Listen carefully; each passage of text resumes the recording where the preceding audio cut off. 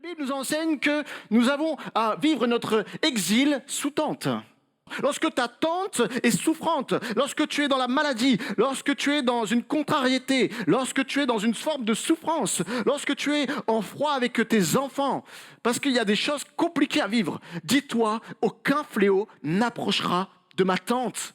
Pourquoi? Parce que Jésus donnera ordre à ses anges, ses propres anges, de nous garder dans toutes ses voies. Vous savez, pendant les vacances, des fois, nous transitons. Hein. Mais n'empêche que, vous savez, lorsqu'on est en déplacement itinérant, on aimerait des fois planter notre tente, hein, sauvagement. J'imagine bien, vous savez, là, oh chérie, t'as vu le cadre là? Je vois bien le truc là, les montagnes sur la gauche, et là vous avez la plage devant, les vagues, de quoi surfer, et là vous vous dites, une belle place verte là, on va bien y mettre la tente. Et là vous vous réveillez le matin, le soleil, les montagnes, la mer, magnifique. Oui, mais ça c'est du camping sauvage. Et la Bible nous enseigne qu'il n'est pas possible de faire du camping sauvage. Il n'est pas possible de mettre sa tente n'importe où, là où il nous plaît. Mais le Seigneur veut nous dire ce matin que la tente, il nous faut prendre soin à la planter où lui, il veut où nous la plantions. Et j'aimerais revenir à Lot, que j'ai pris il y a 2 semaines, mais cet exemple est tellement bon de Lot. On parlait de Lot lorsqu'il s'était mis dans la ville de Sodome, qu'il avait résidé et qu'il s'était fait comme un étranger. Enfin, il avait essayé de vivre comme ces sodomites. Mais avant cela, rappelons-nous de cette histoire de Lot et de son oncle Abraham. Et lorsque Abraham, vu que c'était compliqué maintenant de pouvoir de vivre ensemble, il commence à dire, bon, ok Lot, je t'aime bien Lot, t'es mon neveu, mais là il faut qu'on se sépare pour qu'on puisse faire fructifier nos affaires. Et là, ils sont sur les hauteurs, et en contrebas, il y a la plaine dans laquelle il y a les villes de Sodome, de Gomorrhe. Et à cette époque, il dit que c'était une plaine luxuriante, c'était vert. Et lorsque l'autre regardait à la plaine et qu'en même temps il entendait son oncle dire « Ok, tu choisis maintenant ton lieu, choisis en premier. Moi, je me débrouillerai de prendre l'autre. » Et l'autre, il regarde, il lève les yeux et il voit cette plaine et ça lui fait rappeler le pays d'Égypte. Cette plaine d'abondance. Et rappelons-nous que Lot était un berger et qu'il avait des grands troupeaux et qu'il fallait pour lui avoir des grandes prairies verdoyantes avec de l'eau. Et on peut s'imaginer, peut-être vous qui êtes entrepreneur ce matin et vous dites, ok, généralement, on regarde quoi pour s'installer? On fait quoi pour installer une entreprise? On commence à regarder le terrain. Et même dans notre vie de tous les jours, sans être un entrepreneur, on examine un peu les situations dans lesquelles nous imaginons nous projeter. Et on est calculateur, n'est-ce pas? Et on commence à regarder aux choses favorables. Et l'autre est là en train de regarder, analyser, et il voit des blés pleines, et il se dit, ouh. À gauche, le désert, dans les hauteurs, à droite, la plaine verte. Plus de besoin d'aller chercher, d'aller courir après au puits pour nourrir les bêtes. Plus besoin de chercher les petits pâturages verts, j'en ai en abondance en bas. Ah ouais, il y a la ville de Sodome. Ouais, et puis mon oncle m'a quand même bien averti là-dessus. Hein. Ouais, parce que mon oncle a une relation avec le Seigneur et je crois que le Seigneur lui avait dit que fais attention à ces gens. Ouais, mais et si je dressais juste mes tentes en bas, mais sans trop m'approcher de Sodome? Tu vois, Seigneur, petit arrangement, donnant. Ok, je vais pas dans la ville où il y a la débauche, et en même temps, je profite des verts pâturages. C'est un bon compromis, n'est-ce pas? Et donc Lot va s'établir avec ses tentes. Et la Bible dit qu'il va dresser ses tentes aux frontières de Sodome.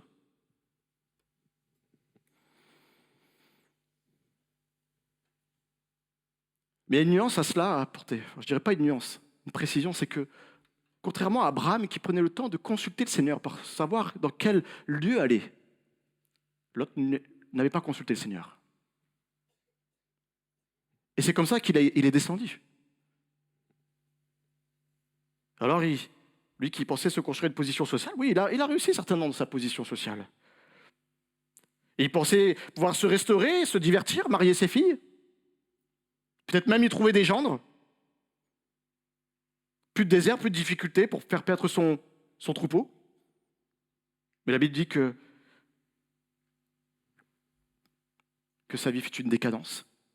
Et nous l'avons vu il y a 2 semaines, et vous pourriez réécouter ce message. En tout cas, il a tout perdu. Aussi bien sur un plan physique en perdant sa femme, ses gendres, mais aussi sur un plan moral avec ses filles. Faute d'avoir dressé ses tentes avant d'avoir consulté le Seigneur. Peut-être ce matin, y a-t-il quelqu'un dans ce lieu qui fait un peu état de sa vie et qui vit comme des circonstances assez douloureuses? Peut-être de la désillusion, des luttes, peut-être des soucis. Mais est-ce peut-être la conséquence d'avoir dressé des tentes là où le Seigneur ne le voulait pas? Peut-être ce matin, tu te rends compte que tu as peut-être dressé rapidement tes tentes, comme Lot près de Sodome. Alors rappelons-nous ce matin de ce verset qui dit dans le Psaume 25, verset 4, qu'avant de dresser nos tentes, prenons le temps, avant cette préoccupation, comme David l'avait. Fais-moi connaître tes voies, enseigne-moi tes sentiers. Fais-moi connaître tes voies, enseigne-moi tes sentiers. Je voudrais parler aux jeunes là plus particulièrement ce matin. Prenez le temps de demander au Seigneur où est-ce que vous devez implanter votre tente. Parce que je vois trop de jeunes, et même de moins jeunes, qui se précipitent à faire des choix, à planter leur tente dans des lieux parce qu'ils voient juste des circonstances terrestres qui coïncident avec leur volonté. Mais faute de s'être préoccupés de la volonté de Dieu, ils se sont retrouvés dans des situations de galère, des situations de misère. Et le diable est tellement sournois qu'il est même prêt à proposer des situations qui fait qu'il vous fait croire que vous êtes bien dans votre situation. Il vous fait croire que votre tente est implantée au bon endroit. Mais en réalité, si vous êtes conscient et que vous laissez le Saint-Esprit sonder votre cœur, vous êtes en réalité en train de vous éloigner de la présence de Dieu. Et on se reverra dans 10 ans. Pour ceux qui ont fait le choix de ne pas consulter le Seigneur pour savoir où implanter sa tente, on se reverra dans quelques années. Et on fera un état des lieux.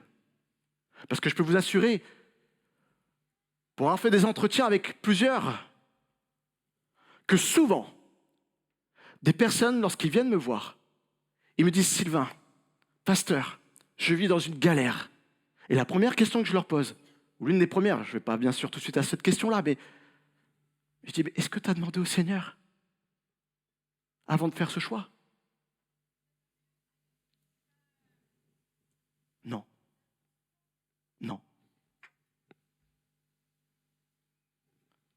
Alors prenons soin. Prenons soin à consulter Dieu. Parce que le Seigneur est non seulement le faiseur de notre tente, mais il est aussi celui qui sait où doit être implantée notre tente. Il sait là où il faut se mettre. Il sait là où on ne rencontrera pas de problème. Certainement, vous qui avez déjà fait du camping, vous avez déjà vu ce problème de lorsqu'on arrive, on met notre tente et puis là on commence à dresser nos cordages et puis arrive le moment où il faut planter les piquets. Et des fois lorsqu'on plante les piquets, on fait un coup, 2 coups et le troisième on n'arrive pas à l'enfoncer. Et là ça bute. Ça bute. Alors on y va. Hein. Et là qu'est-ce qui se passe? Lorsqu'on force, le piquet, il se tord. Il ne se casse pas. Alors autant des fois, il y a des endroits où c'est nous qui l'avons choisi et après, nous n'avons pas consulté le Seigneur et nous nous étonnons que lorsque nous essayons de planter le piquet, ça tord le piquet. Et vous savez, lorsqu'on ne peut pas planter les piquets, bien les ancrer dans le sol, lorsque vous avez un coup de vent, la tente, elle s'envole. Mais je me faisais aussi cette réflexion. Je crois aussi que des fois, le Seigneur permet des roches sous notre terre, des points durs. Et peut-être avez-vous déjà rencontré dans votre vie des situations où vous avez l'impression de rencontrer comme des points durs. Vous n'arrivez pas à ancrer le piquet. Vous n'arrivez pas à vous affermir. Vous n'arrivez pas à avancer. Vous essayez de monter votre tente, mais à chaque fois, à chaque orage, la tente, elle dégage. Pourquoi? Parce que vous n'avez pas réussi à planter le piquet trop profondément. Et je crois que des fois, le Seigneur permet ces points durs. Parce que lorsque nous avons trop de points durs, il y a bien un moment où nous résolvons à à déplacer notre tente. Et je crois que le Seigneur, des fois, permet des points durs, de manière à nous pousser à déplacer notre tente plus loin. Il nous dit non, n'insiste pas, c'est pas ici. Plus loin. Mets ta tente plus loin. Là-bas, il y a le bon sol. Là-bas, tu vas prospérer. Là-bas, tu vas grandir. Là-bas, tu seras au large de toutes choses. Mais si tu restes là, tu vas passer ton temps à casser tes piquets, à les tordre. Et je vous dis cela, c'est vraiment pour vous encourager. Des fois, nous pensons que toutes les situations compliquées sont là pour nous décourager. Mais est-ce que parfois, ce ne sont pas des alertes du Seigneur qui nous poussent à aller plus loin? Non pas de s'obstiner à mettre notre tente ici, mais aller à notre droit. Et j'aimerais vous inviter ce matin, lorsque vous êtes dans une situation où vous avez l'impression de vouloir ancrer le piquet et que ça résiste, à vous poser cette question. Seigneur, est-ce réellement là que tu veux que je plante ma tente?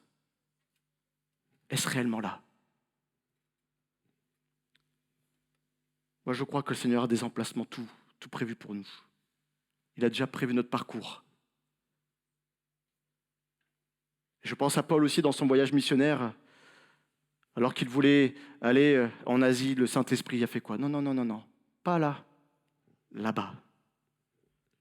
Oui, mais je voudrais planter ma tente, il y a des bonnes choses à faire là. Oui, mais non, là-bas. Et je crois que si Paul avait insisté, je pense que son voyage aurait mal fini, ou n'aurait pas été aussi efficace. Et de la même manière, lorsque nous insistons, des fois, nous sommes entêtés à vouloir planter notre tente là où il ne faut pas. Oh, des fois, on arrive à maintenir notre tente, mais faisons le bilan, n'empêche. Est-ce que notre tente a progressé? Faute d'avoir résisté au Saint-Esprit qui nous disait non, pas là, plus loin.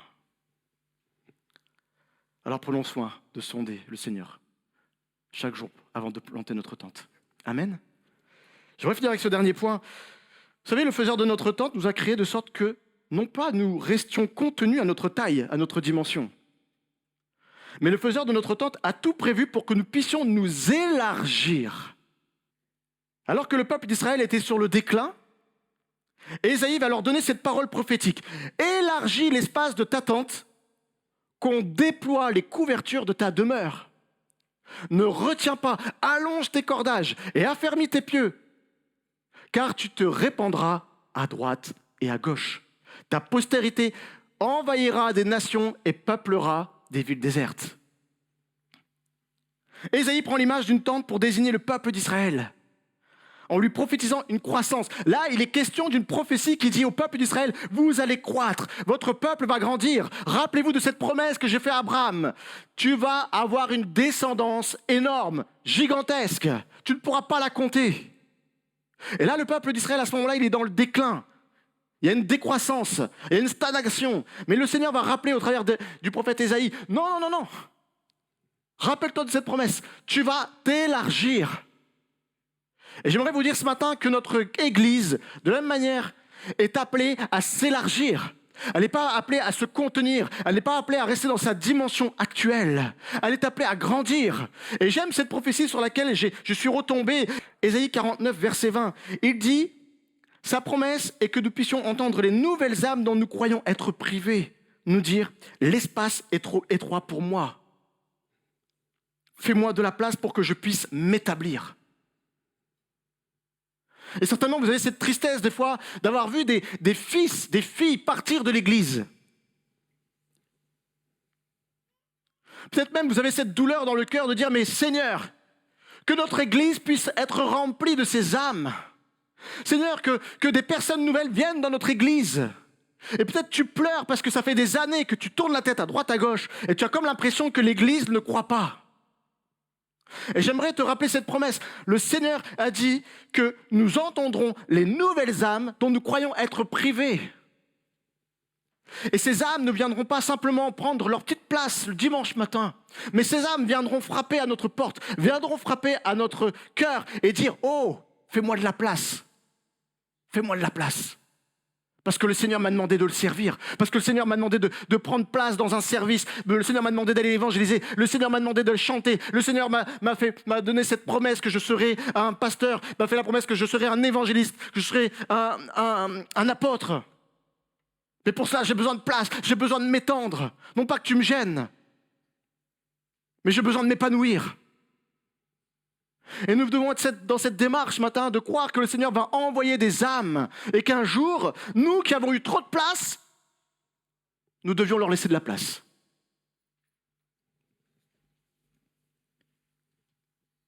Et ça, c'est pas toujours simple. Et des fois, nous contenons, nous bridons l'épanouissement d'une église parce que nous ne sommes pas prêts à laisser la place. Laisser la place ne veut pas dire se retirer. Que certains ne pensent pas j'ai fait mon temps. Non. Fais-moi de la place en m'accompagnant. Fais-moi de la place en me parrainant. Fais-moi de la place en étant comme là en sous-marin, en ayant un œil, un regard sur moi. En étant ce frère, cette sœur d'âme qui est là, qui est vigilant dans mes progrès spirituels, qui me reprend lorsque je dois être repris, qui est là à m'encourager et non pas à me descendre, non pas à me juger, mais à m'accompagner, à m'enseigner, à m'apprendre l'amour pour le frère et la sœur, à m'apprendre la compassion de Christ, non pas la compassion de l'homme, mais la compassion de Christ. Mais pour cela, mes frères et sœurs, la Bible, elle dit quoi? Elle dit, ne retiens pas, allonge tes cordages, affermis tes pieux. Nous avons cette responsabilité pour que la tente s'élargisse, d'allonger nos cordages, d'aller au dehors, d'aller au-delà de notre tente. Il n'est pas question de rester dans sa tente et de l'ouvrir en grande et de regarder ce qui se passe en espérant qu'un jour ou l'autre, les gens vont rentrer tout seuls. Parce que je te rappelle que le Seigneur est le faiseur de notre tente. Il est celui qui donne les matériaux. Il est celui qui donne la couverture qui permet d'agrandir la demeure. Il est celui qui donne les armatures. Il est celui qui donne les cordages. Il est celui qui donne les piquets. Mais celui qui a à monter, celui qui a à étendre, c'est nous-mêmes.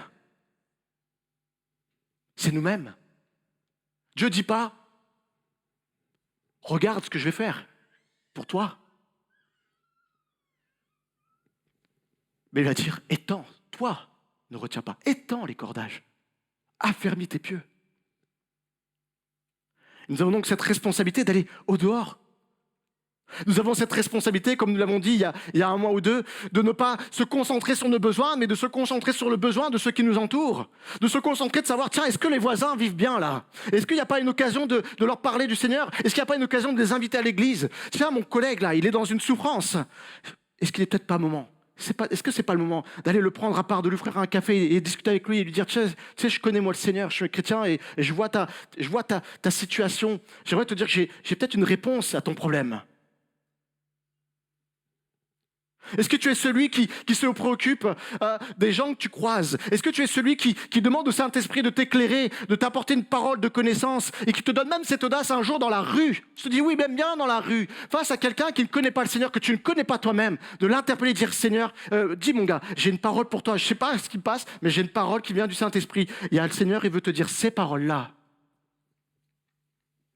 Combien de fois l'as-tu fait dans ta vie? Combien de fois as-tu parlé à un étranger? Combien de fois as-tu parlé à ton voisin du Seigneur? Combien de fois as-tu parlé à ton collègue du Seigneur? Combien de fois as-tu amené une âme dans l'église?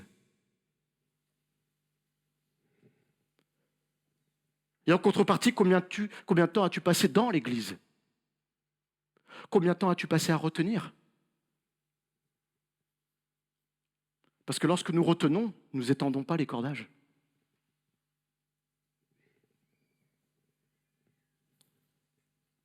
Excusez-moi, je ne veux pas être moralisateur ce matin. Mais on a besoin des fois d'être un peu bousculé, n'est-ce pas? D'être repris par le Seigneur et non pas pour nous affliger, mais pour nous encourager et nous dire « Ben oui, je me suis endormi dans ma tente. » Parce que le réveil, mes frères et sœurs, il commence par nous. Le réveil dans nos églises commence par nous. Il commence par nous lever de notre tente et d'y sortir. Mais la Bible dit aussi, affermis tes pieux. Il est important d'affermir les pieux.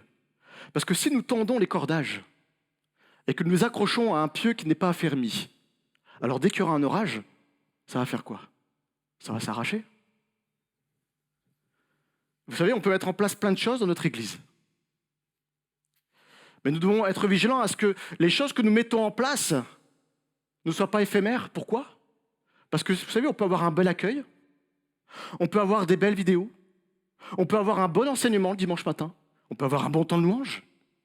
Mais si nous ne trouvons pas dans notre Église des pieux affermis, alors les personnes qui viendront pour la première fois s'accrocheront aux formes, s'accrocheront à ce que nous mettons en place, mais ne s'accrocheront pas au Seigneur. Et alors ils viendront et diront, oh, c'était magnifique, c'était un merveilleux moment. Vraiment, j'ai passé un temps merveilleux. Soit qu'ils vont s'accrocher aux choses éphémères, et les choses éphémères n'ont pas lieu de durer, et on ne les reverra pas. Mais par contre, si nous prenons soin d'affermir nos pieux, de les ancrer, et comme on l'a chanté tout à l'heure, attachés à la croix. Non pas attacher nos pieux aux choses terrestres, mais attacher notre tente, nos pieux à la croix, nos cordages à la croix. Et passer du temps à développer aussi les dons que nous avons reçus. Non pas à les retenir, mais à les étendre au large. Parce que le Seigneur nous a donné à chacun un don. Vous a donné un talent. Et le Seigneur nous appelle ce matin à élargir ces talents, à les étendre, de manière à ce que nos pieux soient affermis dans ces dons et que lorsque nous rencontrerons des nouvelles âmes, nous puissions être pour eux ce pieu affermi. Parce que des cordages qui s'étendent, et d'un point de vue un peu plus moins imagé, nous pouvons faire de l'évangélisation, mais si nous n'avons pas des pieux affermis dans nos églises, le jour où ça va tirer, ça ne tiendra pas. Mais si nous prenons le temps d'affermir les pieux, alors nous pourrons recevoir sereinement des nouvelles âmes. De sorte que lorsque la tempête passera sur leur vie, ils sauront où s'accrocher. Amen. Je termine par ce verset, et c'est le verset 1 du verset que nous avons pris au départ. Dans 2 Corinthiens chapitre 5, verset 1, nous savons en effet que notre habitation terrestre n'est qu'une tente qui sera détruite. N'est qu'une tente qui sera détruite. Et nous avons en effet dans les cieux une construction qui est l'ouvrage de Dieu, une demeure éternelle qui n'est pas fabriquée par des mains humaines. J'aimerais te dire ce matin que ta vie terrestre n'est pas une finalité. Mais le Seigneur veut t'amener à considérer que non, ta demeure est dans les cieux. Ne t'inquiète pas de ce que tu vis ici-bas, car il y a une autre vie après. Ta vie ici-bas n'est qu'un court passage. Elle n'est qu'une mission.